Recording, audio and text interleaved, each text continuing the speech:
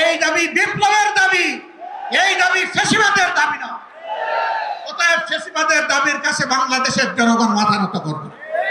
তৈরি হন, যতক্ষণ পর্যন্ত জনগণের দাবি আদায় না হবে আমাদের আন্দোলন দুর্বার গতিতে চলতে থাকবে ইনশাআল্লাহ।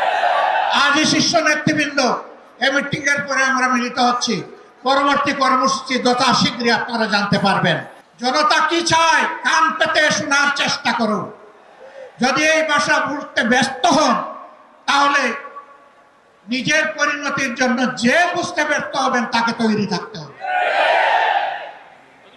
আমরা কথা দিচ্ছি বাংলাদেশের জনগণকে, আমাদের সহযোদ্ধারা আমাদের হাতে এনে মুক্তির প্রাথমিক পরিবেশটা উপহার দিয়েছে। আমরা জনগণের মুক্তি আদায় করেই গড়ে ফিরবো ইনশাআল্লাহ। আমরা ভদ্র ভাষায় কথা বলছি, ভদ্র ভাষায় কথা বলবো, কিন্তু আমাদের দাবির ব্যাপারে আমরা হিমালয়ের মতো অনড় থাকবো।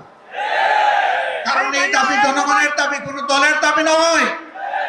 এবং সরকারকে জনগণের ভাষা বুঝে অতি শীঘ্র গণভোট আগে দেওয়ার সিদ্ধান্ত নেওয়ার আহ্বান জানিয়ে আমার বক্তব্য এখানে শেষ করছি। আল্লাহ হাফেজ। বাংলাদেশ জিন্দাবাদ। আর দলীয় আজকের এই সমাবেশ জনগণের দাবি আদায়ের পাঠাতন হোক। আসসালামু আলাইকুম ওয়া রাহমাতুল্লাহ।